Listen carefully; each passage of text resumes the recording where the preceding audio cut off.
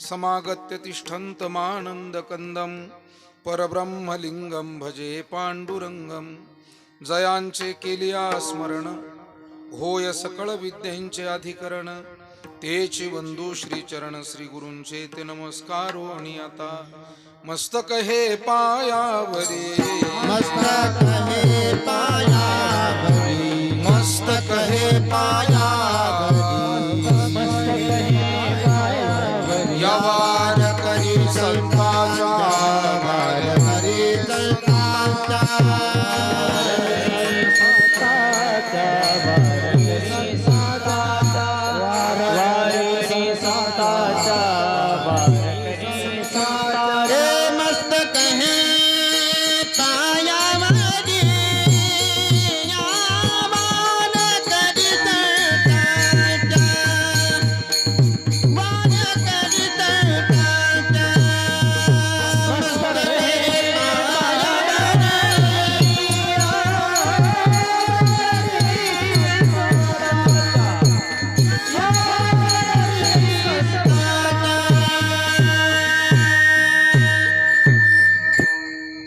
ब्रह्मरस घेई काढा जेने पिडा वारेल। पथ्य नाम विठोबाचे आणि कवाचे नसेवी। संत श्रेष्ठ जगतवंदनीय जगद्गुरु श्री तुकाराम महाराज यांचा कीर्तन सेवेसाठी निवडलेला हा 4 चरणाचा अभंग।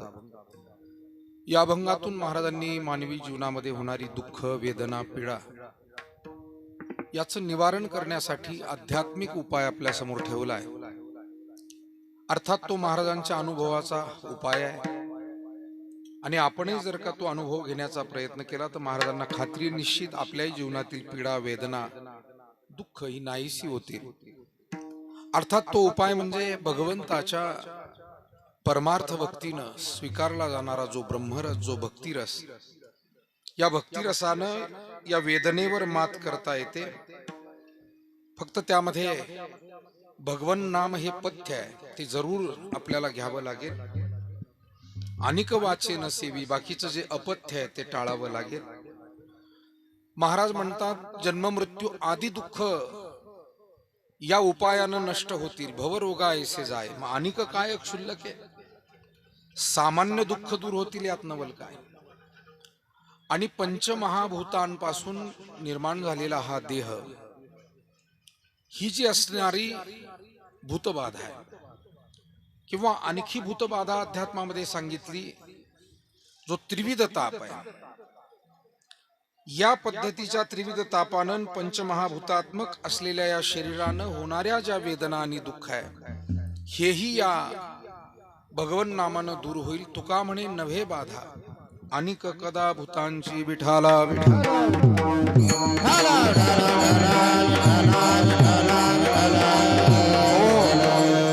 प्राप्त वेळेमध्ये काही सेवा या अभंगाच्या माध्यमातून आपल्याला भगवत चरणी, श्री गुरूंच्या चरणी ही सेवा समर्पित करायची। सौंदाळा तालुका नेवासा आरगडे पाटील परिवारामध्ये आज पुण्यस्मरणाचा हा कार्यक्रम संपन्न होतोय। या परिवाराच्या पूजनीय मातोश्री कैलासवासी जनाबाई विठ्ठल आरगडे यांना देवाज्ञा होऊन मला वाटतं 1 वर्ष पूर्ण झाले आणि हे प्रथम वर्ष श्राद्ध या ठिकाणी संपन्न होतंय। मातोश्रींची मुलं, मुली, सुना, नातवंड, सर्व आप्तेष्ट, नातेवाईक, आदरणीय न्यायाधीश महोदय आरगडे साहेब, त्यांचे बंधू, त्यांच्या भगिनी, सर्व परिवार आज मातोश्रींचं श्रद्धापूर्वक हे पुण्यस्मरण या ठिकाणी ते करतायत। सन्माननीय अण्णासाहेब विठ्ठल आरगडे आणि त्यांचे इतर सर्व बंधू, आता माझ्याकडे पत्रिका इथं उपस्थित नाही आहे आणि प्रत्येक वेळेला मागे पाहणं हे मला प्रशस्त नाही आहे, परंतु आपण सगळे पाहताय त्याच्यामुळे मला सांगायची तशी आवश्यकता नाही, असं गृहीत धरून चला। साधारणपणे तो एक संकेत असतो की पत्रिका इथे नसेल तर किमान त्या कागदावरती त्याचं लिखाण आवश्यक असतं। पण हे सर्व परिवार आहे, आपण सर्व उपस्थित आहात। या निमित्तानं वारकरी संप्रदायातील खूप मान्यवर मंडळी उपस्थित आहे। ज्यांच्याद्वारा आपण आता ही गायन ऐकलं, ही वारकरी संप्रदायात महाराष्ट्रातली सुप्रसिद्ध अशी गायकातील एक तरुण जोडी आहे. आपण टाळ्या वाजवून त्यांचं अभिनंदन केलं पाहिजे. मृदंगाचार्य सुद्धा अर्थात आमचे गायनाचार्य संगीत विशारद श्री प्रकाशजी महाराज कातकडे, संगीत विशारद श्री किशोरजी महाराज शेळके, मृदंग विशारद आमचे ऋषिकेशजी महाराज फटांगरे, कृष्णा महाराज मोरे, त्याचप्रमाणे आमचे परमस्नेही आदरणीय मुंगसे महाराज, आपल्या गावचं भूषण असलेले गणेशजी महाराज आरगडे, भजनी मंडळातील आमचे सहकारी सन्मान्य आदिनाथ पाटील काळे, अशोकराव पाटील काळे, बाबासाहेब पाटील काळे, सर्व आदरणीय सौंदाळा, नागापूर आणि परिसरातील भजनी मंडळ, ज्यांनी मला आत्ता माळेचा पुरावा दिला असे आमचे विनेकरी. मी शंका म्हणून सहज विचारलं, काय झालंय म्हणजे कोरोना नंतर विचारावं लागतंय हल्ली, पण ते निष्ठावंत वारकरी आहेत त्याच्यामुळे त्यांची माळ टिकून आहे. विठाला विठाला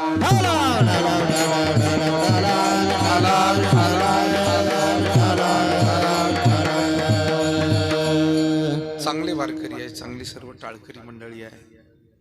या निमित्तानं माझ्या समवेत या ठिकाणी उपस्थित झालेले प्राध्यापक ननवरे सर, त्याचप्रमाणे आपल्या गावचं भूषण आणि ज्येष्ठ मार्गदर्शक असलेले, सामाजिक कार्यामध्ये अथक परिश्रम ज्यांनी हयात घेतलेले आहेत असे सन्मान्य बाबा आरगडे साहेब, समोर त्यांच्या समवेत बसलेले मान्यवर मंडळी, या ठिकाणी उपस्थित सर्व वडीलधारी मंडळी,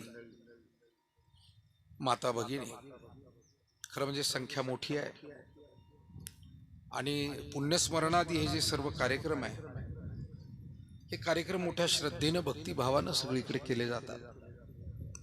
यामध्ये वेगवेगळी मतमतांतर आहे. काही लोक म्हणतात श्राद्ध घालावं, काही म्हणतात न घातलं तरी चालेल. माझं एक सरळ निवेदन आणि आपल्या समोर एक प्रेमाचा हा विचार आहे की आपण साधारणपणे थोडी काही उधार उसनवार एखाद्याकडनं मिळालं तरी त्याचे आभार मानतो. कोलते सर बरोबर आहे की? आभार मानतो. एखाद्यानं अडचणीच्या काळात आपल्याला काही रुपयांची मदत केली, आपण त्याचे परतफेडही केली, पण आपण त्यांचे आभार मानतो की वेळेवर तुम्ही आम्हाला मदत केली. मग थोडंफार सहकार्य करणाऱ्यांचं जर का आपण ऋणनिर्देश करत असेल, मला वाटतं या संस्कृतीतला इतका सरळ अर्थ घेण्या इतपतही जर आपल्या मनाचा मोठेपणा नसेल तर काय म्हणायचं. इतकंही आपल्याला जर का समज नसेल की हे फक्त ऋणनिर्देश करण्याचे कार्यक्रम आहे मायबापांचे, बस एवढा अर्थ घेतला पुरेसा आहे. बाकीच्या गोष्टी एक प्रतिकात्मक आहे. आम्हालाही मान्य की इथून दाखवलेला नैवेद्य काही तिथे पोहोचत नाही, परंतु प्रतिकात्मक गोष्टी आम्ही करतोच ना. झेंड्याला सलामी दिली म्हणजे ती भारताला सलामी, हे प्रतीक नाही का? हे काय? संपूर्ण त्या ध्वजामध्ये जर का भारत देश आम्हाला दिसत असेल आणि त्याची सलामी म्हणजे जर का आम्हाला देशाला सलामी वाटत असेल, तर मायबापांच्या निमित्तानं केलेली ही जी क्रियाकर्म आहे, मला नाही वाटत कोणी बुद्धिवादी आला तरी या गोष्टीला नाकारू शकेल. आणि इतकंही करून नाकारलं तर आपण त्याला फक्त रामराम म्हणावं, दुसरं काय. विठाला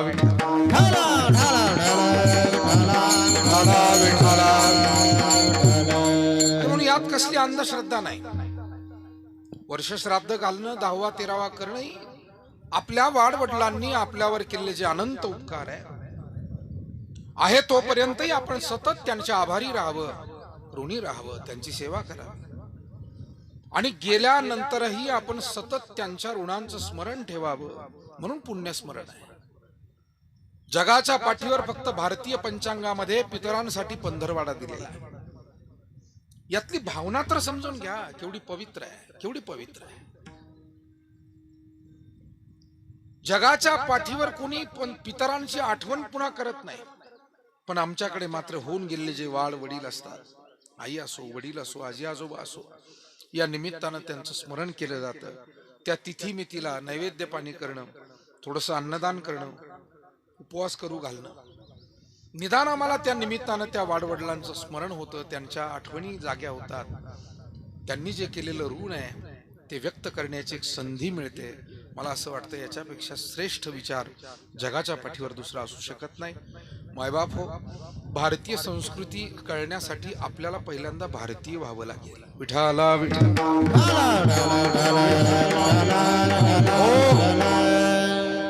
जर का मन विचारानं वेगवेगळ्या विचारात राहिलो तर तोपर्यंत हे समजायचं नाही.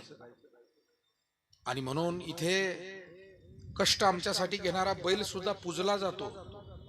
जगात आमचं हसं होईल कदाचित. जर्मनी, जपान, अमेरिका सारख्या ठिकाणी जाऊन सांगितलं की भारतीय लोक बैलाची पूजा करतात आणि बैलपोळा साजरा करतात, ते खदखदा हसतील. वेडे आहेत भारतीय असं म्हणतील. पण भारतीय वेडे नाहीत, भारतीय कृतज्ञ आहेत. त्या मुक्या बैलाचे सुद्धा कष्ट आम्ही जाणतो आणि त्याची पूजा करतो. दूध देणारी गाय, तिला वसुबारसेला, गोवत्स द्वादशीला तिचंही आम्ही पूजन करतो. पहिल्यांदा गंगेला पाणी आलं की त्या पाण्याचंही आम्ही पूजन करतो. पहिला येणारा पाऊस आहे त्या मृग नक्षत्रामध्ये प्रतिकात्मकरित्या त्याचंही पूजन आम्ही करतो. निसर्गाचं पूजन, मानवांचं पूजन, ही भारतीय संस्कृती आहे. सर्वांमध्ये देवत्व पाहायला शिकवलंय. आणि म्हणून मायबापांचं हे अशा पद्धतीचे सोहळे करणं मला वाटतं कुठेही ही अंधश्रद्धा ठरत नाही. ही उलट खूप मोठी श्रद्धा आहे. आणि आजच्या काळामध्ये तर आपण सगळेच सुज्ञ मंडळी आहात इथे जमलेली. खूप मोठमोठी मंडळी खरी म्हणजे माझ्या समोर सगळी बसलेली आहे. आपल्याला ठाऊक आहे वाढदिवस सुद्धा आता हल्ली इतके मोठे साजरे होतात. मग जर का आपण मुला मुलींचे वाढदिवस इतके मोठे करत असू तर आईवडिलांचे श्राद्ध सोहळे केल्यानं काही बिघडत नाही. आणि आनंदाची बाब आहे की बरेच परिवार मोठी व्यवस्था करणं, अन्नदान करणं अशा गोष्टी करतात. मोठ्या अंतकरणाने हे सगळं करतात. अर्थात त्याच्यासाठी तो दृष्टिकोन असावा लागतो. तो दृष्टिकोन नाही तर मग काही ठिकाणी वाढदिवसावर खर्च करताना त्यांना तो अनाठाई वाटत नाही, पण श्राद्धावर खर्च करताना काहींना तो अनाठाई वाटतो. हा सुद्धा एक विचारधारेचा वेगळा फरक आहे. विठाला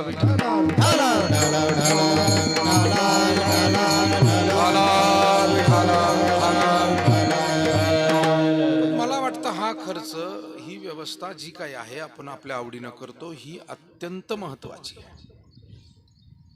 आणि म्हणून आता आपल्या ग्रामीण भागामध्ये अनेक अडीअडचणी असतात. आज सुद्धा बरेच मान्यवर इकडे तिकडे झाडाखाली कोणी उन्हात बसले. मी आपल्याला धन्यवाद देतो की आपण बसलात. थोडीशी सावली अजून असती तर आणखी बरं झालं असतं. कारण साहेब, तुमच्या आणि तुमच्या परिवारावर प्रेम आहे, पण तुम्हाला धावपळीमध्ये या सगळ्या गोष्टी शक्य झाल्या असतील नसतील, पण तुमच्या परिवारावर आणि तुमच्या कुटुंबावर, या मातोश्रीवर हे लोकांचं प्रेम आहे. त्याचा अंदाज घ्यायलाच कदाचित आपल्याला थोडासा अवघड गेला असेल असं मला वाटतंय. पण हे प्रेम खूप मोठं आहे. बरीच वाडवडील माणसं आता बसता येत नाही, इकडे तिकडे कुठंतरी लाकडावर बसावं लागलंय, असं करावं लागलंय. पण आपण एक थोडा वेळ बसा. या परिवाराविषयी जे आपलं प्रेम आहे, आपलं नक्की थोडा वेळामध्ये ही आदरांजली, श्रद्धांजली या निमित्तानं आपण अर्पण करू. विठाला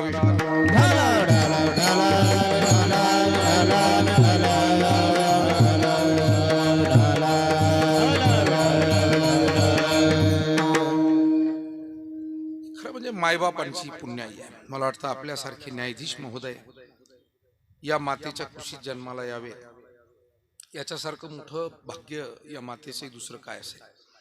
दोन्ही गोष्टी आहे. मला असं वाटतं माता भाग्यवान आहे की मुलांनी त्यांचा नावलौकिक वाढवला, आणि मुलं भाग्यवान आहे की अशा पद्धतीची घडवणारी माता लाभली. मला वाटतं एकामुळे एकाला हे महत्व प्राप्त होत असतं.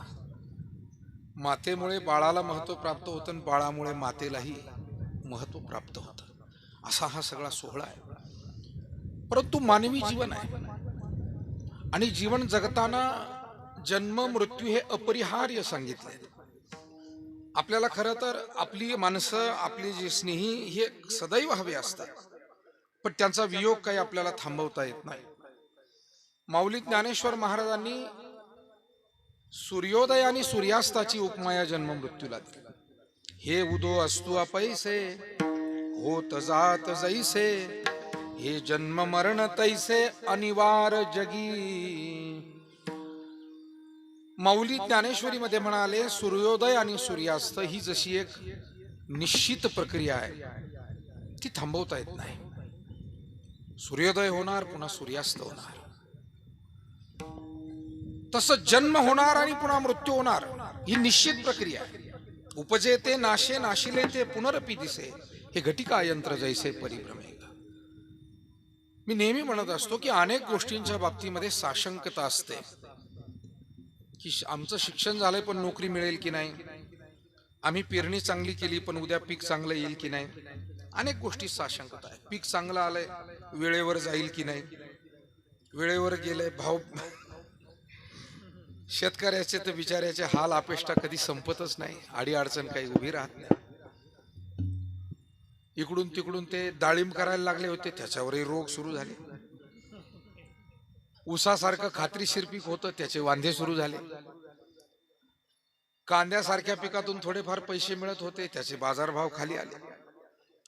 मला वाटतं शेतकऱ्याला अडचणीत आणण्यासाठी सगळे पक्ष एकत्र येत असावे, असं माझं स्वतःचं मत आता तयार झालेलं आहे.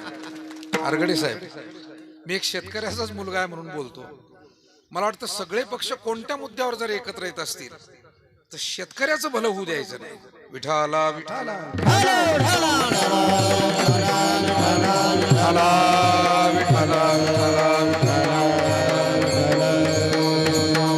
म्हणून असंच दिसतंय, सगळे निर्णय असे विपरीत विपरीत विपरीत दिसतात. आणि एवढ्याही अडीअडचणीतून हा जगाचा पोशिंदा वाट काढत राहतो, स्वतःलाही सावरतो, जगाचंही पोट भरतो. मोठी अडचण असते. मला उदाहरण म्हणून फक्त आपल्याला सांगायचं होतं की जीवनामध्ये अनेक गोष्टीमध्ये साशंकता आहे.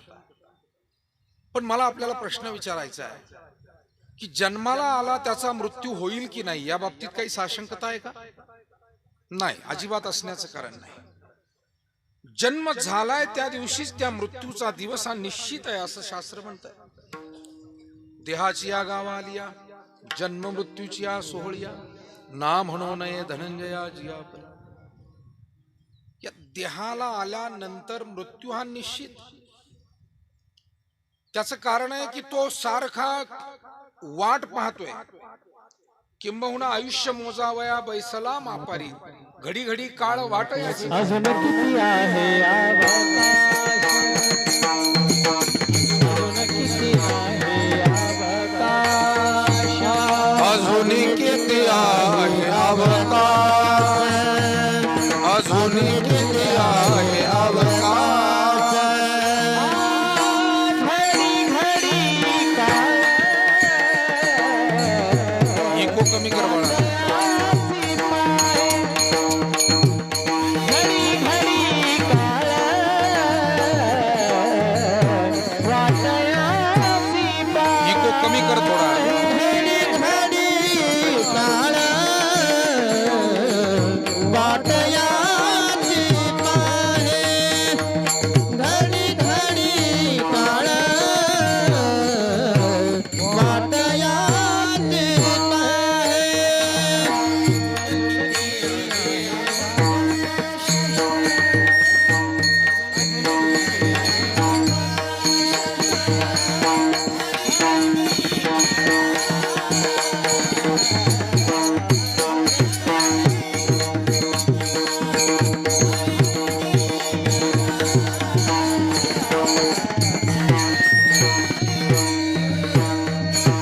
अजून किती आहे अवकाश, अजून किती आहे अवकाश. हरिमुखी गाथा, हरपली चिंता, हरिमुखी गाथा. हरपली चिंता. बसलेल्या मंडळींना विनंती, थोडं पुढे या. आणि जे उन्हात मंडळी उभी किंवा बसलेली आहे त्यांनी कृपया मंडपात पाठीमागे येऊन बसा.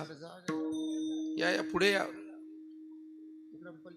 या या या पुढे या. थोडंसं म्हणजे मागच्यांना काय वाटतंय बाबा, मागच्या काठापर्यंत बसले म्हणजे मंडपातली जागा संपली, म्हणून मागे जे बसले ना त्यांना विनंती, थोडं पुढे बसा. आणि थोडी सगळ्यांची सोय होईल, गैरसोय टळेल असं जरा काहीतरी करा. विठाला विठाला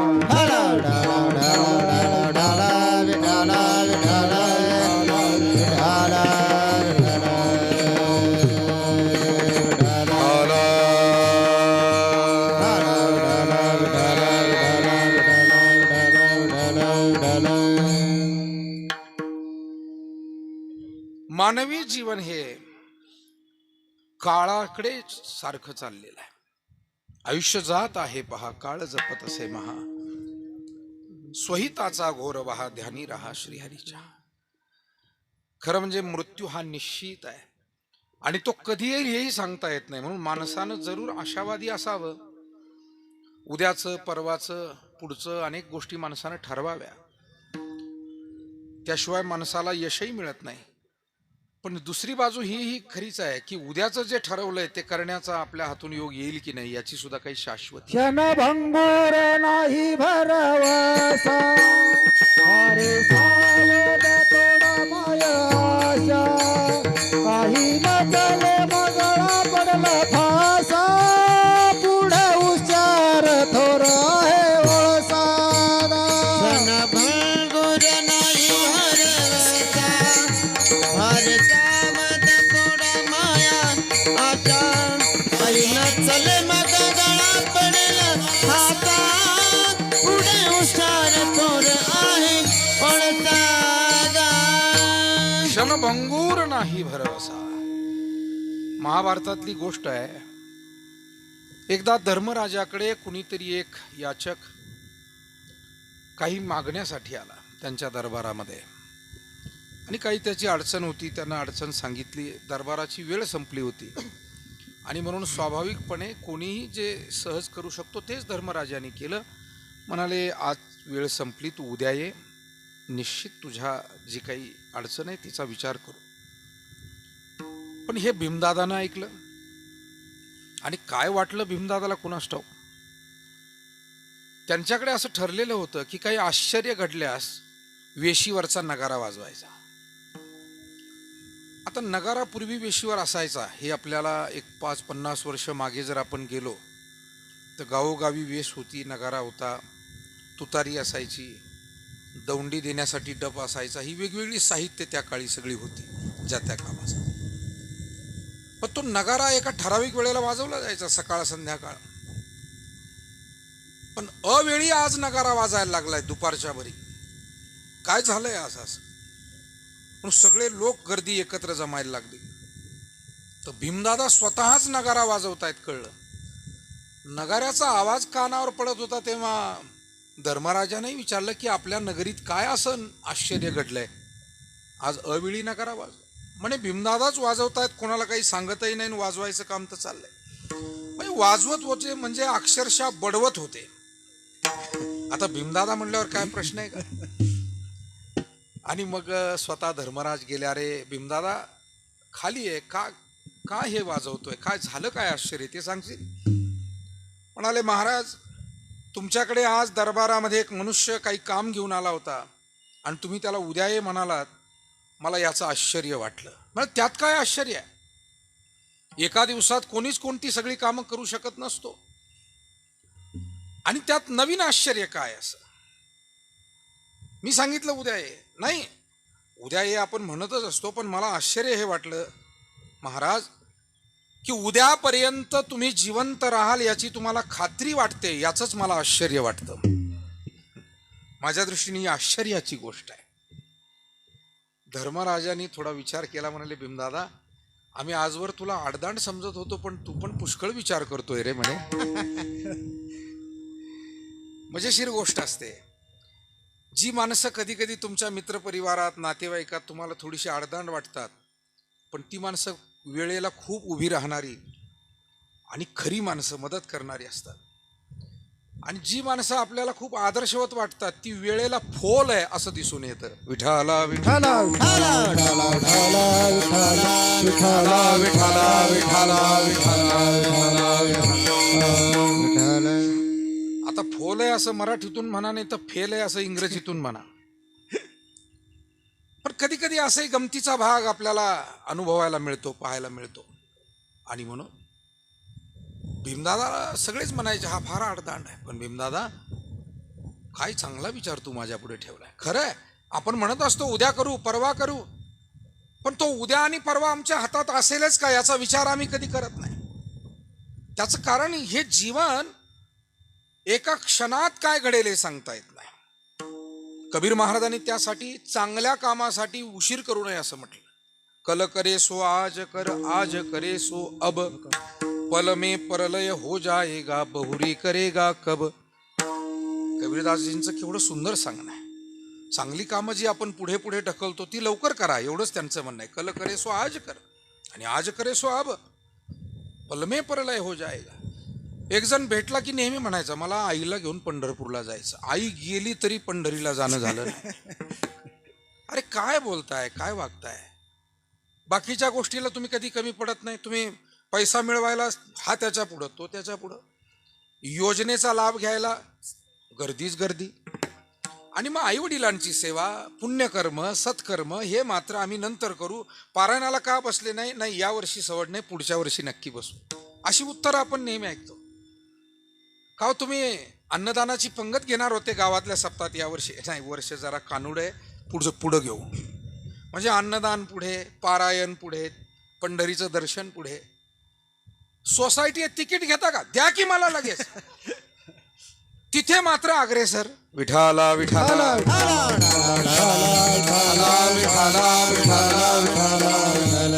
हा माझा आरोप नाही, हा ज्ञानोबारायांचा आरोप आहे. सायास करीसी प्रपंच दिननिशी, सायास करीसी प्रपंच दिननिशी, हरिसी न भजसी कोण्या, हरिसी न भजसी कोण्या. सायास करीसी प्रपंच दिननिशी, सायास करीसी प्रपंच दिननिशी, न भगती कोण्या गुणे, ओ हरिसी न भगती कोण्या गुणे. प्रपंच दिनानिसी, हरिसी न भजसी कवन्या गुणे, हरिसी न भजसी कवन्या गुणे. सायास करीसी प्रपंच दिननिशी, हरिसी न भजसी कोण्या गुणे, हरिसी न भजसी कोण्या गुणे. आमचे परमस्नेही, या परिवाराचे स्नेही सन्मान्य दिनकरराव गर्जे पाटील हे उपस्थित झाले. मी आपल्या पुढे हा विचार मांडतोय की प्रपंच करू नये असं संत महात्मे कुठे म्हणाले, पण चांगल्या कामाची चाल ढकल का, हा त्यांचा सवाल आहे. आणि त्याचं उत्तर आपलंच आपल्याला आपल्या जीवनात शोधायचंय. चांगलं काम केलं नाही म्हणून कोणावर कधी गुन्हा दाखल झाला असं काही नाही. हा, वाईट काम केल्यास गुन्हा जरूर दाखल होईल, परंतु पंगत नाही दिली म्हणून कोणावर गुन्हा दाखल झालाय काय? पारायणाला नाही बसला म्हणून कोणावर गुन्हा दाखल झालाय काय? भजनाला टाळ घेऊन नाही उभा राहिला म्हणून काय कोणावर गुन्हा दाखल झाला? जे आमचे मान्यवर टाळ घेतात, सेवा करतात, त्यांच्यामुळे तरी ही कीर्तनं होतात. पण नाही केलं तरी कुणी काही म्हणेल असं नाही. पण ही आमची सेवा आहे, आमच्या सोबत येणारी ही शिदोरी आहे. बाकीचं काय आहे? बाकीच्या सगळ्या गोष्टी इथं राहणाऱ्या आहे, पण प्रपंचातून केलेला परमार्थ हा दोन गोष्टीनं लाभदायक आहे. प्रपंचातून केलेला परमार्थ हा आम्हाला कीर्ती प्राप्त करून देतो, आणि कीर्ती इथे राहते, आम्ही गेल्यावरही ती मागे राहते. उत्तमाची उरे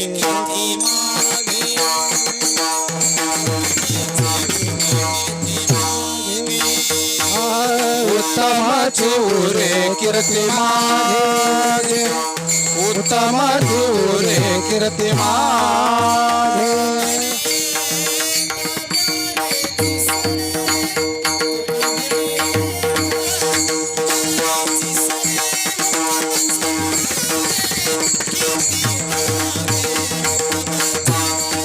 तुका म्हणे का मरणे शिसरे, तुका म्हणे का मरणे शिसरे, उत्तमाची उरे कीर्ती मागे, उत्तमाची उरे.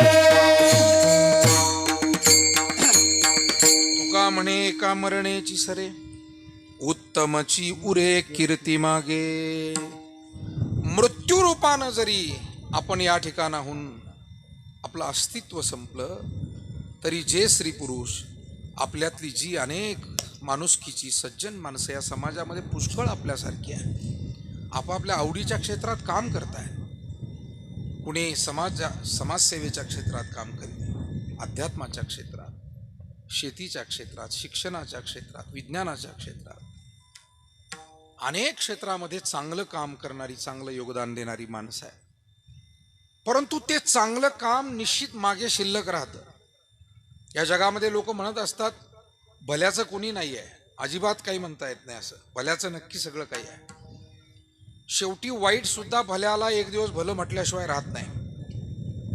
जो जीवनभर वाईट वागतो पण तोही एक दिवस सज्जन आला, तू श्रेष्ठ आहेस अशी पावती दिल्याशिवाय राहत नाही. मी चुकलो पण तू श्रेष्ठ आहे, हे तो कधी ना कधी आयुष्यात म्हणत असतो. आणि म्हणून आपल्याकडचं स्वीकारलेलं जे घोषवाक्य आहे राष्ट्राचं, सत्यमेव जयते, शेवटी सत्य हेच शिल्लक राहतं, बाकी काही शिल्लक राहत नाही. म्हणून दोन गोष्टी, एक तर परमार्थ केल्यानंतर, पुण्य केल्यानंतर, सेवा केल्यानंतर कीर्ती शिल्लक राहते, आणि दुसरी गोष्ट इथून परलोकात गेल्यानंतर ती शिदोरी सोबत येते आणि उत्तम गती प्राप्त होते. असं आमचे संत महात्मे म्हणतात की जो कोणी पुण्य परोपकार परमार्थ करील, उत्तमची गती तो एक पावेल, उत्तम भोगील जीवा खाणी, उत्तम भोगिला जीवा खाणी, उत्तम भोगिला जीवा खाणी, उत्तमाची गती तो एक पावेल, उत्तमाची गती तो एक पावेल, उत्तम भोगील जीव खाणी, उत्तम भोगील उत्तमाची गती तो एक पावेल, उत्तमाची गती तो एक पावेला, उत्तमची भोगी जीव खाणी, उत्तम भोगील. उत्तम गती मिळेल आणि उत्तम जीव योनीमध्ये जायला मिळेल, म्हणजे कीर्तीही राहते. आणि म्हणून एक गोष्ट आपण नीट निरीक्षण करा, जी माणसं स्वार्थी आहे त्यांच्यासाठी कोणी हळहळ केली असं आपल्याला कधी ऐकायला मिळणार नाही. जी माणसं फसवी आहेत, जी माणसं क्रूर आहेत, म्हणजे संवेदनहीन आहेत, असे पुष्कळ प्रकारचे लोक समाजामध्ये. पण असे लोक गेले, अशाच्या कुटुंबातलं कोणी गेलं तर फार हळहळ होते असं नाही. पण ज्या वेळेला सज्जन, सात्विक, पुण्य, परोपकार, सेवा, योगदान देणाऱ्यापैकी कोणी गेलं, माणसं हळहळतात की अरे नाही, समाजातली चांगली व्यक्ती गेली, याची हळहळ प्रत्येकाला. ती व्यक्ती किती दूरची असो, पण ती आपल्याला आपली वाटत राहते की त्यांचं योगदान आहे, त्यांची सेवा आहे. आणि म्हणून आपण किती उपयुक्त आहोत हे फार महत्वाचं आहे. आपण कोण आहोत याच्यावरती आपली कीर्ती होणार नाही, आपण किती उपयुक्त आहोत. एखादा श्रीमंत आहे पण उपयुक्त नाही आहे, म्हणजे त्या श्रीमंतीचा लाभ समाजाला होत नसेल, त्यातून काही सेवा गावाची होत नसेल, देवाची होत नसेल, समाजाची होत नसेल, त्या श्रीमंतीचा उपयोग काय. साबरी वाढीन सरळा, वरी फळना आतू पोकळा, कास्तना आले गळा शेळी जैसे. साबरीच्या फुलाचा काही उपयोग नाही, फळच नाही, फुल नाही. किंबहुना शेळीच्या गळ्याला जरी स्तन दिसलं तरी त्याच्यामध्ये दूध नाही, त्याचा उपयोग नाही. फक्त गळ्याला आलेलं स्तन आहे, स्तनासारखं दिसतंय, दूध नाहीये. तसं काहींचं मोठेपण हे त्यांना स्वतःलाच वाटतंय आम्ही मोठे आहोत, हा मोठा गैरसमज आहे मरेपर्यंत. जग कोणीच मोठं म्हणत नाही, कोणी प्रेमानं रामराम घालत नाही. मला वाटतं याच्यासारखं जीवनातलं दुर्भाग्य आणि गरिबी दुसरी नाही. ही गरिबी आहे मायबाप हो. विठाला विठाला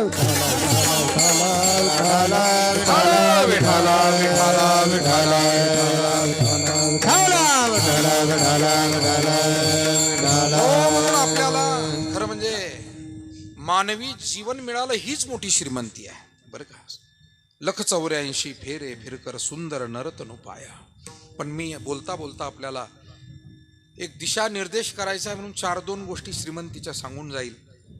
आपल्याकडे जर चांगलं ज्ञान कोणाकडे असेल तर ती श्रीमंती आहे. आपला चांगला स्वभाव असेल तर कधी गरीब समजू नका, ती श्रीमंती आहे तुमच्याकडे. तुमची प्रकृती चांगली असेल तर ती श्रीमंती आहे, तुमची संतती चांगली असेल तर ती श्रीमंती आहे, तुमची संगती चांगली असेल तर ती श्रीमंती आहे. आपण खूप स्वतःला नेहमीच कधी कधी दूषणं देतो, काय बुवा बाकीच्यांचं एवढं भलं झालं मी कसा काय. काही नाही, तुला दिलेलं आहे देवाने, पण तुला ते समजूनच घेता आलं नाही. तू नेहमीच सगळं पैशात मोजायला पाहतोय. सगळ्या श्रीमंती पैशात मोजता येत नाही, काही श्रीमंती त्या पैशानं विकतही घेता येत नाही, इतक्या मोठ्या ह्या श्रीमंती आहे, त्या पैशानं घेता येत नाही. सुस्वभाव कोणत्या पैशानं विकत घ्याल? चांगली संतती कोणत्या पैशानं विकत घ्याल सांगा? नाही, कोटी रुपये देतो, मला आता जरा त्रास होतोय संततीचा आणि चांगली संतती पाहिजे. No no choice. Vitthala Vitthala Vitthala Vitthala Vitthala Vitthala एकच वाक्य सांगेल, पदरी पडलं आणि गोड झालं, पवित्र झालं. हा, तेव्हा ही श्रीमंती आहे, आपण कधीच समजत नाही. आयुष्यभर आपण कशीही वागलो, पण ज्या पत्नीनं आपल्याला कष्ट केले, आपल्या मागे साथ दिली, ती माझी श्रीमंती होती. हे किती लोकांना कळलंय आजवर?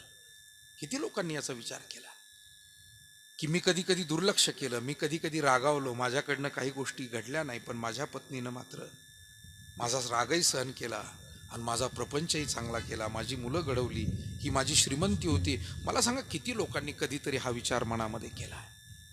आणि म्हणून किती धावपळ आपली चालली सगळी. याला वाटतं त्याच्याकडे 4 एकर आहे तर माझी 6 झाली पाहिजे, याला वाटतं त्याच्याकडे 2 गाड्या आहेत तर माझ्या 4 झाल्या पाहिजे. परंतु या सगळं करता करता जी खरी श्रीमंती आहे त्याच्याकडे आम्ही पाहत नाही, त्याचा आनंद घेत नाही. फक्त हे नाही, ते नाही, ते नाही.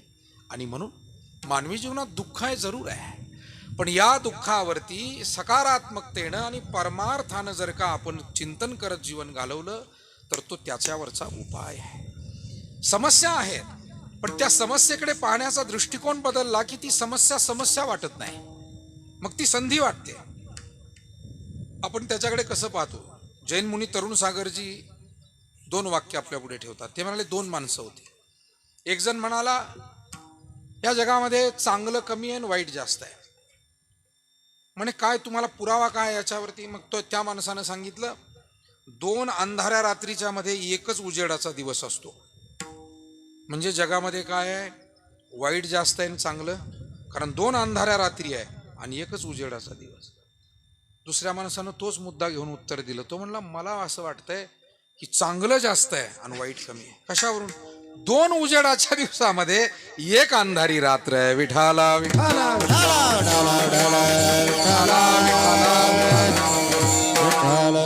पाहताय तुम्ही कसं त्याच्याकडे, हा फरक आहे. ग्लास तोच आहे, पण एक म्हणतो अर्धा भरला आणि एक म्हणतो अर्धा रिकामा आहे. पाहणाराची वृत्ती सकारात्मक आहे की नकारात्मक आहे? पाहणारा कोणत्या नजरेनं पाहतो हे फार महत्वाचं. मी नेहमी उदाहरण सांगतो. एका पांगळ्या माणसाला विचारलं की वाईट वाटत नाही का तुला पाय नाही तर?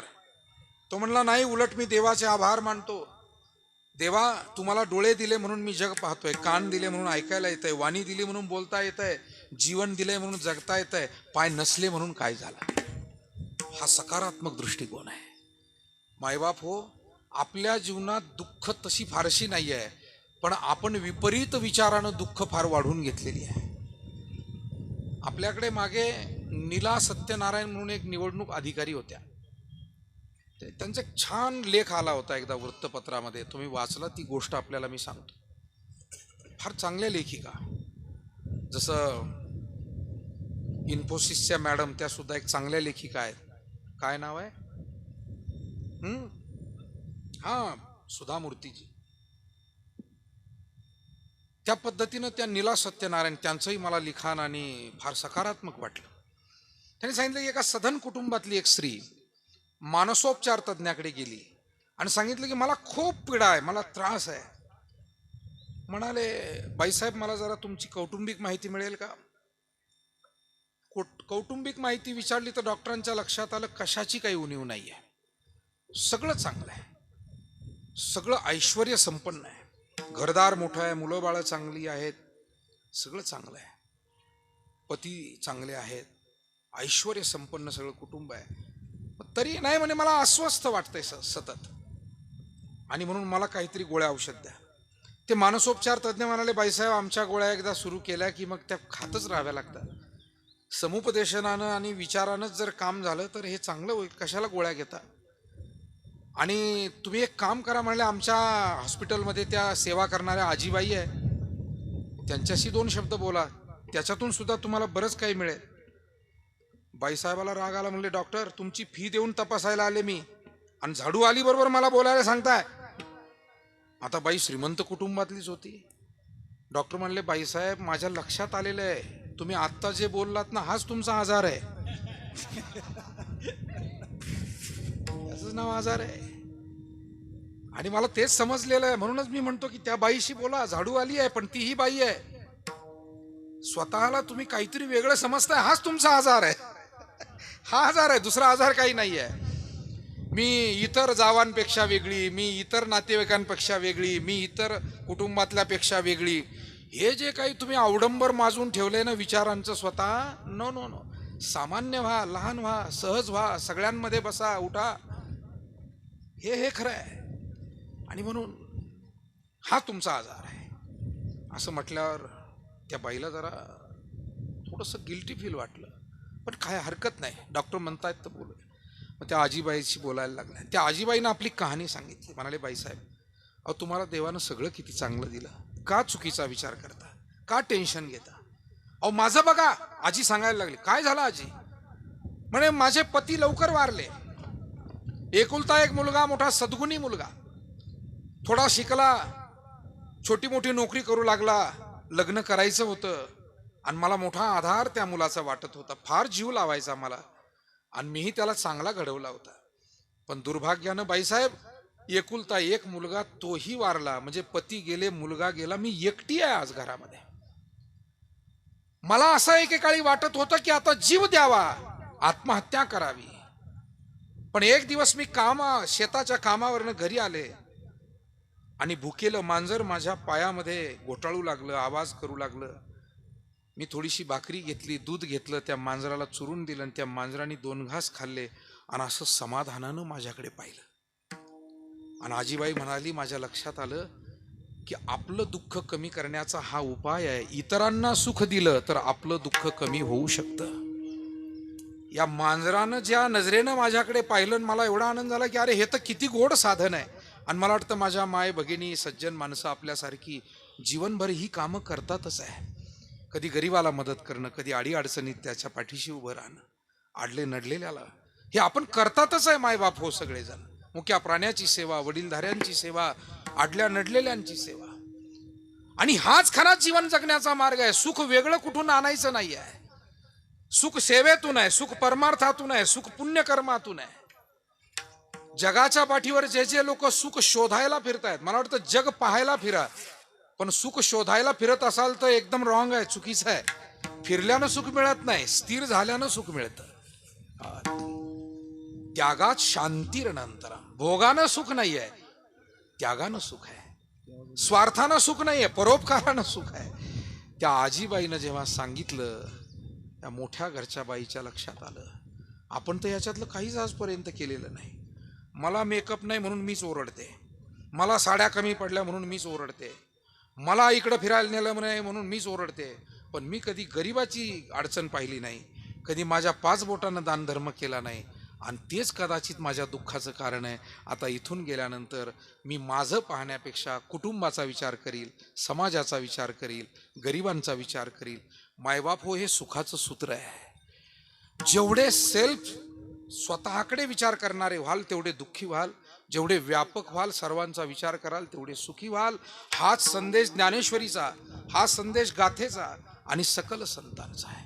आता हृदय हे आपुले चौफाळून या. ज्ञानोबाराय आदी संत किती व्यापक झाले, आपल्याला थोडं तरी होता येईल का हा प्रयत्न करू आपण. ते किती व्यापक झाले. हे विश्वची माझे घर, ऐसी मती जयाची स्थिर, किंबहुना चराचर आपणची जाहला. आणि म्हणून खऱ्या अर्थानं पुण्य, परोपकार, परमार्थ हा मानवी जीवनातील व्यथा, चिंता आणि नाना प्रकारची जे काही दुःख आहे त्याच्यावरचा उपाय आहे. जगद्गुरु तुकाराम महाराज आज हे सगळं चिंतन करून आपल्याला मार्गदर्शन करतायत की बाबांनो, हा भक्तिरसाचा, ब्रह्मरसाचा, हा परमार्थाचा काढा घ्या, म्हणजे पीडा निवारण होतील. अभंगाचं पहिलं ब्रह्मरस घेई काढा, ब्रह्मरस घेई काढा, ब्रह्मरस घेई काढा, काढा, ब्रह्मरस घेई काढा, ब्रह्मरस घेई काढा, ब्रह्मरस घेई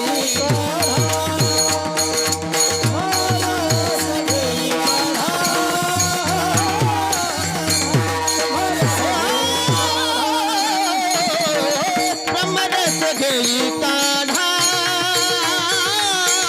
ब्रह्मरस घेई काढा, ब्रह्मरस ब्रह्मरस घेई काढा, काढा, ब्रह्मरस घेई काढा, ब्रह्मरस घेई काढा, ब्रह्मरस घेई काढा, ब्रह्मरस घेई काढा,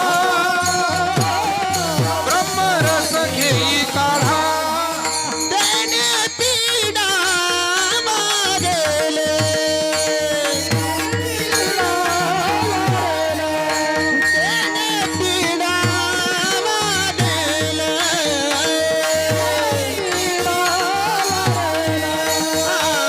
पथ्यनाम विठोबाचे, पथ्यनाम विठोबाचे, पथ्यनाम विठोबाचे, पथ्यनाम विठोबाचे.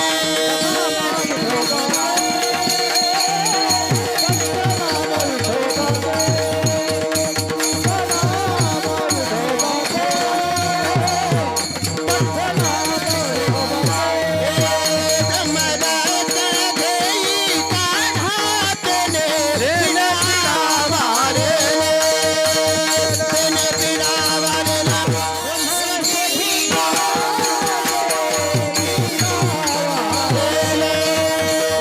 त्याने पीडा मारेला, मारेला. विठोबा रखुमाई, वार कुमारी, बार कुमार, वार कुमारी, बार कुमार. वार कुमारी.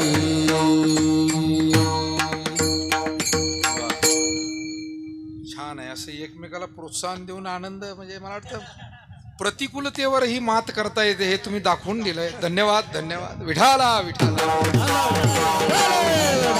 विठाला विठाला विठाला विठाला. ब्रह्मरस घेई काढा, जेने पिडा वारेल, पथ्यनाम विठोबाचे, अनिक वाचे न सेवी. महाराज म्हणतात हा ब्रह्मरसाचा, भक्तिरसाचा काढा आहे, आणि ज्यानं या जीवनातील सर्व पीडा, अर्थात काय काय पीडा आहे, मुळात जीवाला जन्म घेण्याच्या अगोदरपासून या पीडेचा अनुभव करावा लागतो. आईच्या गर्भात असताना या बाळाचं जे दुःख आहे, आणि त्या आईचंही जे काही कष्ट आणि दुःख आहे, याचं वर्णन संतांनी आणि ग्रंथांनी खऱ्या अर्थानं खूप आदरपूर्वक करून ठेवलेलं आहे. कदाचित त्या माय लेकराच्या नात्याची आठवण आणि त्या सेवेची आठवण आपल्याला राहावी म्हणून संतांनी जाणीवपूर्वक याची चिंतन करून ठेवली. नवमास कष्टलासी, 10व्याने प्रसूत झाली, येताची कर्मजाड, तुझी मान अडक, अकांतु जननी, दुःखे धाय मोक, स्मरे त्या हरिहारा, ध्यायी श्रीकृष्ण माऊली, पर्ये दे मदालसा, सोहम जो जो रे पाळा. या साहेब आपल्या संत ज्ञानेश्वर महाराज देवस्थानाचे सन्माननीय अध्यक्ष, शिर्डी संस्थानचे माजी विश्वस्त आणि सन्माननीय माजी आमदार, कारखान्याचे सन्माननीय व्हाईस चेअरमन पांडुरंगजी अभंग साहेब, कारखान्याचे सन्माननीय संचालक, आता ध्यानात ठेवतो मी, आदरणीय काकासाहेबजी शिंदे साहेब, काल सुरेगावला मला त्यांच्या बंधूंनी आठवण करून दिली, म्हणाले अधिकारी तर होतेच पण आता संचालक आहे हे सांगा. तर जबाबदारी तर आहेच. त्याचप्रमाणे सन्माननीय माजी सभापती काशीनाथ अण्णा, आदरणीय अशोकराव, सर्व मान्यवर मंडळी या ठिकाणी आपण उपस्थित झालात. मी आपल्याला हा विचार मांडण्याचा प्रयत्न केलाय संकल्पित वेळेमध्ये, आणि आपल्याला थांबायचे लग्नतिथी फार आहे. साहेबांशी आल्याबरोबर बोलणं झालं. सन्माननीय आपल्या या परिवाराचं आणि गावाचं भूषण असलेले न्यायमूर्ती आदरणीय आरगडे साहेब, आणि त्यांनी सांगितलं, काल परवाही चर्चा झाली, ते म्हणाले आपण वेळेतच करण्याचा प्रयत्न करूया. सर्व आमचं भजनी मंडळ सुद्धा खूप वेळेमध्ये या ठिकाणी, आम्हालाच 5-10 मिनिट उशीर झाला, पण तरी आता 5 मिनिटामध्ये पुढील सर्व विषयाचा सरळ अर्थ आपल्या पुढे ठेवून थांबण्याचा मी या ठिकाणी, विठोबा रखुमाई भजन होऊन गेलं. आता आपल्याला समारोपाकडे जायचं आहे. सांगण्याचा भाव असा आहे, जन्माला येतानाही पीडा आहे, जीवन जगतानाही नाना प्रकारची संकट, आव्हानं आणि दुःख, पीडा आहे, आणि मृत्यू हे सुद्धा एक प्रकारचं मोठं एक दुःख आहे. पण या सगळ्याकडे मी पुन्हा म्हणेल की आपण कसं पाहतोय हे फार महत्वाचं आहे. आणि तो पाहण्याचा दृष्टिकोन थोडा सकारात्मक राहिला तर ही दुःख आपोआप कमी भासतात, आणि उर्वरित जी दुःख आपल्याला खरोखरच पीडादायक आहे ती भगवत चिंतनानं, पुण्यकर्मानं, सत्कर्मानं वजा होतात. हाच जगाच्या पाठीवरचा आजवरचा अनुभव आहे. म्हणून जगातली सर्व माणसं दुःखातून मुक्त होण्यासाठी एक तर सेवा कार्यात तरी गुंतून घेतात, भगवत कार्यात तरी गुंतून घेतात, कशात ना कशात स्वतःला समर्पित करतात. तोच दुःखमुक्त होण्याचा मार्ग आहे, दुसरा अन्य कोणताही मार्ग नाही. अर्थात काही लोकांनी दुःखमुक्त होण्यासाठी नशेचाही आधार घेतला, पण ते आणखी दुःखात गेले. म्हणून अनेक सिनेमामध्ये दुःखी झाला म्हणून दारू पिताना दाखवतात, परंतु दारू पिल्यानं पुन्हा सुखी झाला असं काही कोणा सिनेमावाल्याचं धाडस झालं नाही अजून दाखवायचं. कारण नाहीच आहे तर काय दाखवणार तो. दुःखी झाला आणि काही वियोग झाला आणि अडचण आली म्हणून हे केस वाढवले आणि बसला दारू पित, काय गमती दाखवतात. पण त्यापेक्षा हे नाही सांगता आलं की व्यक्तिगत जीवनामध्ये काही दुःख आली म्हणून त्या माणसांनी जीवन सेवेसाठी वाहून घेतलं. कुणाचा मुलगा गेला, मुलगी गेली, लेकरू गेलं, काय नाही, ठीक आहे माझं दुःख, पण मी इथून पुढे इतरांच्या सुखासाठी प्रयत्न करेन. पुण्यामध्ये एक म्हातारा माणूस चौकामध्ये उभं राहून ट्रॅफिकला मदत करत होता. एक 5-7 वर्षापूर्वीची गोष्ट आहे. पत्रकारांनी विचारलं, आजोबा अहो तुमचं वय नाही, इथं का उभं राहून करता? नाही म्हणले, 1-2 तास येऊन रोज हे करतो, कारण या ट्रॅफिकच्या अव्यवस्थेमुळे माझ्या मुलीचा मृत्यू झालाय, आणखी कोणाच्या होऊ नये म्हणून ही सेवा करतोय. अशी चांगली माणसं चित्रपटवाल्याला सापडत नाहीत. विठाला विठाला विठाला विठाला विठाला विठाला.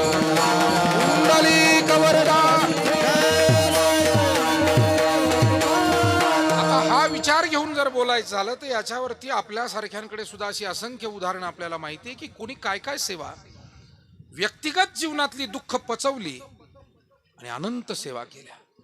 जिजाऊ माँसाहेबांच्या लग्नामध्ये सख्खा भाऊ गेला आणि होणारा एक दीर गेला, कारण युद्ध झालं, हत्ती पिसाळला म्हणून. हा मोठा विचित्र इतिहास आहे सगळा, परंतु घडलेला आहे. सिंदखेड राजामध्ये लग्नाच्या वेळेला घडलेला प्रसंग आहे. पाहुण्या पाहुण्यातच जुंपली म्हणून आताच काय वराडात मारामाऱ्या होत्या असं काही नाही. आयशी आमची परंपरा म्हणे नाम याचा नारा. हा, आणि परंपरा चुकीच्या चालू नये, पण आम्ही चुकीच्या परंपरा जरूर चालवतो. आम्ही शिवाजी महाराजांची परंपरा चालवायला कमी पडतो, पण अशा परंपरा आम्ही चालवतो चुकीच्या. जिजाऊ माँसाहेबांना केवढं दुःख झालं असेल, पण व्यक्तिगत दुःख बाजूला ठेवलं आणि नेहमी स्वराज्याचा विचार, शिवबाला घडवण्याचा विचार, गरिबांना दुःखमुक्त करण्याचा विचार, माय भगिनींचं जे काही संरक्षण आहे ते करण्याचा विचार. सेवा हाच मानवी दुःखावरचा उपाय आहे. अहिल्यादेवींचे पती गेले, विधवा लवकर झाल्या, नंतर एकुलता एक मुलगा गेला अहिल्यादेवी होळकरांचा, आणि नंतर सासरे मल्हार बाबा हे सुद्धा गेले. काही वर्षांच्या अंतरानं घटना घडल्या, पण या सतीनं, या साध्वीनं, पुण्यश्लोक अहिल्यादेवीनं लोकांसाठी पाणी नाही तिथे बारवा बांधला, घाट नाही तिथे घाट बांधले, तीर्थक्षेत्रामध्ये गर्दी होते निवासासाठी धर्मशाळा बांधल्या, जेवायला नाही तिथे अन्नक्षेत्र उभी केली. म्हणजे व्यक्तिगत दुःख पचवली. पण त्या सावित्रीबाई काय, त्या जिजाऊ काय, त्या अहिल्याबाई काय, यांच्या जीवनात काही दुःख नव्हतं. म्हणून जीवन कोणाचंही असो, पुरुष असो की स्त्री असो, सेवा हा दुःखावरचा उपाय आहे. आणि आपल्याला खूप कधी कधी जर उद्विग्न वाटू लागलं तर सेवा करा, सत्कर्म करा, आपल्याला मनशांतीही मिळेल आणि त्यातून बाहेर पडण्याचा. परवा आमच्या अस्तगावला एका डॉक्टरनं आत्महत्या केली.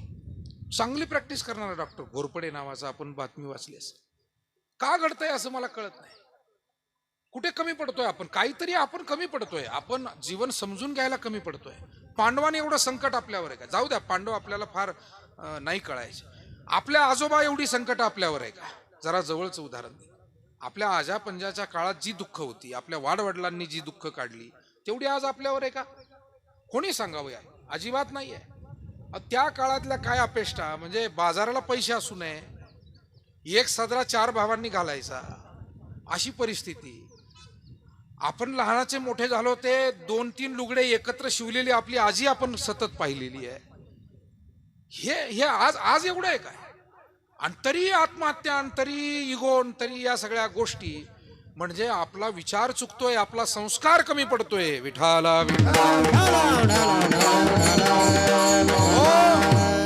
त्या पिढीमध्ये जी सोशिकता होती, जो संयम होता, जे शहाणपण होतं, गरिबीला सामोरं जाण्याचं जे धैर्य होतं, कष्ट करण्यासाठी लागणारी जी चिकाटी होती, आणि आलेल्या प्रसंगाला सामावून लेकरा बाळांना मोठं करायचंय, आम्ही हरणार नाही आणि यांना गरिबीत राहू देणार नाही, या जिद्दीनं माणसं काम करत होती. कुठे गेली ती जिद्द? कुठे गेला तो सगळा विचार? आणि म्हणून थोड्या थोड्या कारणानं या ज्या घटना घडतात, कधी अपवादानं घडतात, पण त्या घडूच नाही. मायबाप हो, आपल्या वाडवडिलांना डोळ्यासमोर ठेवा, आपल्या संतांचे विचार डोळ्यासमोर ठेवा, आपल्या जीवनाची उच्च ध्येय आपल्या डोळ्यासमोर ठेवा आणि परिश्रम घेत राहा. कष्टाला निश्चित फळ आहे. कष्ट कधी वाया जात नाही. आज केलेले कष्ट, म्हणजे एका बापानं, मुलं जरा आळशी होते, सांगितलं आपल्या जमिनीत धन आहे, आणि त्याच्यावर काय झालं की 2-4 महिन्यामध्ये वडील गेले. पण पोरांच्या डोक्यात राहिलं आपल्या जमिनीत धन आहे. आणि जे कुदळी फावडे घेतले, जे पोरं निघाले, आळशी इतके होते की कधी जातच नव्हते. सुरुवातीला तर काट्या तोडाव्या लागल्या, कारण त्या डोक्या एवढ्या झाल्या होत्या, जातच नव्हते कधी. काट्या तोडल्या, खोडं काढली, जाळून टाकली, आणि मग खोदायला सुरुवात केली. त्यांच्याकडे काय बैलही नव्हते, नांगरही नव्हता, जुना काळ. पण मग खोदायला सुरुवात केली. इथं असेल का, तिथं असेल का, ह्या कोपऱ्यात असेल का, मध्ये असेल का, कडेला असेल का, ह्या बांधाला. करता करता सगळं शेत खोदून काढलं आणि काही मिळालंच नाही धन. पण नांगरट होऊन गेली खोदता खोदता. कष्ट वाया जात नाही सांगतो. पुढे पाऊस चांगला पडला, सगळे पेरायला लागले. मग हे म्हणले आता तसंही आपण कधी पेरीत नव्हतो, पण या वर्षी खोदलेलं आहे सर, पेरून पाहू. आणि पेरलं, एवढं सुंदर पीक आलं. आणि मग कोणातरी वडीलधाऱ्या माणसाने सांगितलं, बाबा हो, तुमच्या बापानं जे धन सांगितलं ना, ते हेच धन आहे. विठाला विठाला विठाला विठाला विठाला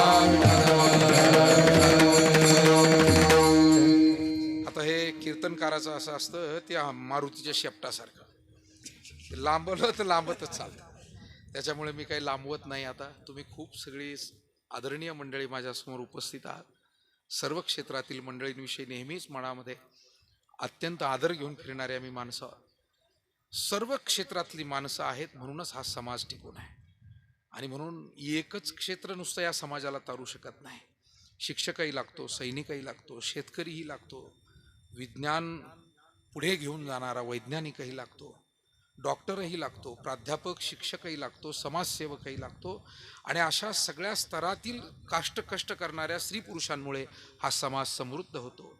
अशाच पद्धतीनं आपल्या जीवनामध्ये शेतीवाडीमध्ये कष्ट करणाऱ्या या मातोश्री जनाबाई विठ्ठल आरगडे याने अत्यंत चांगलं काम आपल्या जीवनामध्ये केलं आणि साहेबांसारखी चांगली पिढी घडवली.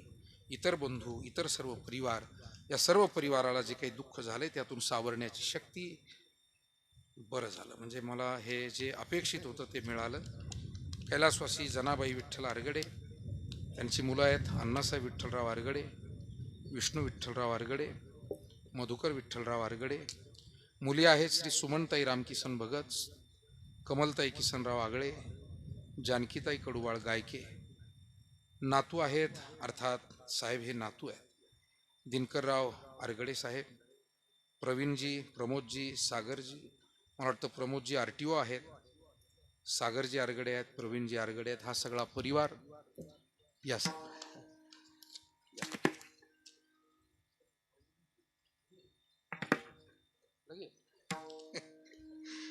आपल्या